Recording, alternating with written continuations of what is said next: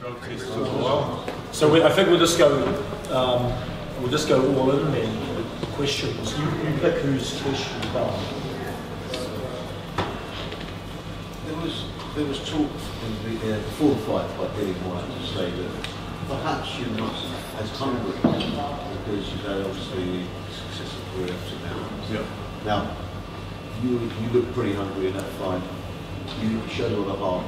Do you think in terms of the marginals that's slightly changed for you insofar as a hungrier fighter by a margin? What do you think? I think, firstly, congrats to my opponent for putting on a great performance. I was very hungry this fight, and I was motivated and I wanted to win. Going into this fight, we had a great game plan. I feel like I didn't execute the plan that my coach put in place. There was mistakes and there's a few things that we worked on in camp, which I wasn't able to do. And I feel when you have a fighter that's hungry and has the will to win, like Dillian Whyte, it was quite hard for me to execute that plan. So I take full responsibility for not executing the plan. I just need to work on a few things once I get back and just get better and better. Joe, do you think you'd have won if there was one more round? Listen, anything could have happened. But I was given 12 rounds to do what I had to do. Obviously it didn't work out. There's no complaints here. We just have to take it on the chin and then hopefully come back and fight here again sometime. So what was it like to take that punch that knocked you down? Oh well, the punch that you don't see is the punch that you get to, so it was a surprise.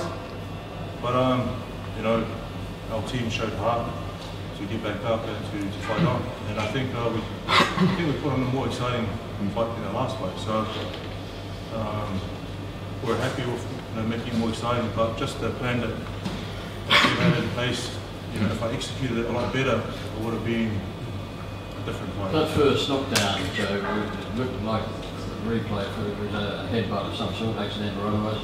Was there any punch involved in that knockdown, or was it purely his head? I think from the advice I was given from the team was a headbutt, the first knockdown, and then the second one was a... Did that shake you up a bit, the first knockdown? Just surprised me when I got back up and carried on. Joe, what's your kind of feeling about that? Because obviously he got scored 10-8 and to Whyte, and without that it looks like a draw on the scorecard. I think it's a round we were winning. I think it was a 10-9 round, and it went from being a 10-9 round to us to a 10-8 round to Dillian.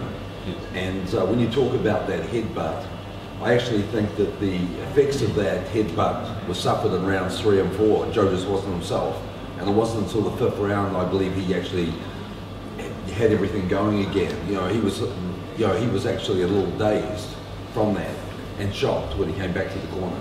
Well, what I mean is there any kind of bitterness on your part then about the results? Obviously you've lost the verdict, and if that round gets scored, if it goes as a headbutt and doesn't get scored as a knockdown, there's no bitter feelings from our team. We did, like I said, we did our best. I did my best. Didn't follow the game plan, but it's live to fight another day. He won on today, and congrats to him. Kevin, what went wrong from your perspective when you were watching the fight? Look, firstly let me say I'm really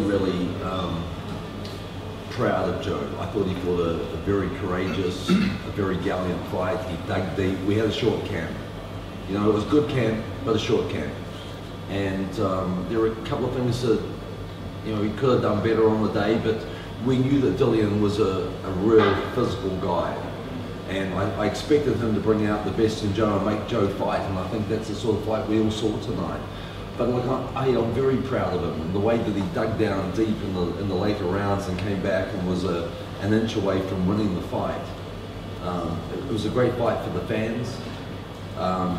It's a sort of fight that, dare I say it as a trainer, but it's a fight that we need. We needed a real war like that. This is Joe's, the Tacken fight was a hard fight, but this was a war tonight, and we were fighting a guy who was very hungry, and a guy who, he knew that he was gambling everything in this fight against Joe, and he sucked up some really big punches. His boxing skills actually surprised me a little bit. Like Dillian's I'll admit it, he's a better fighter than I thought he was. Where do you go during boxing? Where do you go from here? Because you fought a few times in London, and while everyone is booing you and you come into the ring, you've got a hell of a lot of support here. People like you, they can see you carry yourself well. And, you know, look, the funny thing is that finding the right comeback opportunity won't be hard.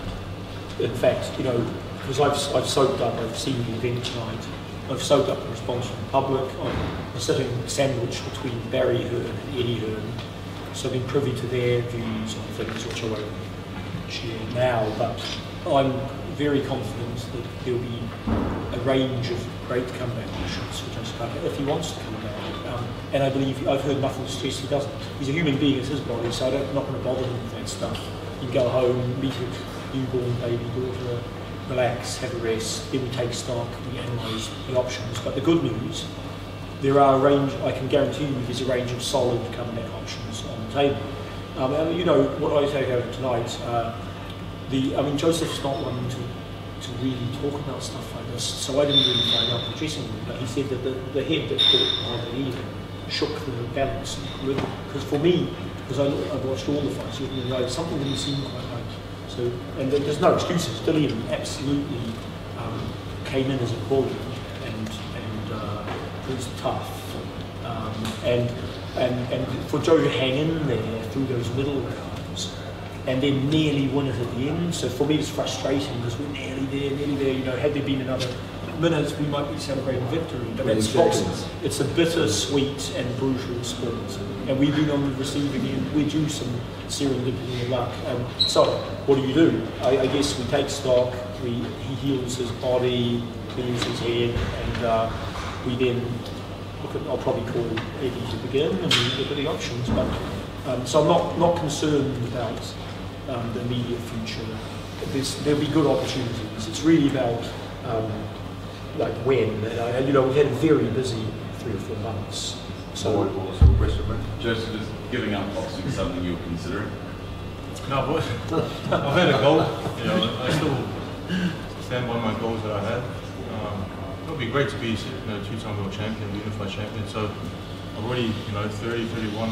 I'm out for now. I'm going to go hard and give it everything I have. You talk about the fact that you were disappointed you didn't execute the game plan tonight. Is there a reason why that didn't happen?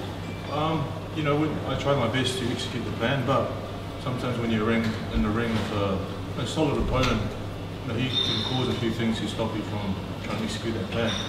And I believe the plan that we did have in place, when, you know, a few things where I could have moved better, that we practiced a lot in camp and, you know, kept my distance a bit better, it would have been different. But you know, it's hard when you have someone coming forward, putting on a lot of pressure and wanting to bash you. Joseph.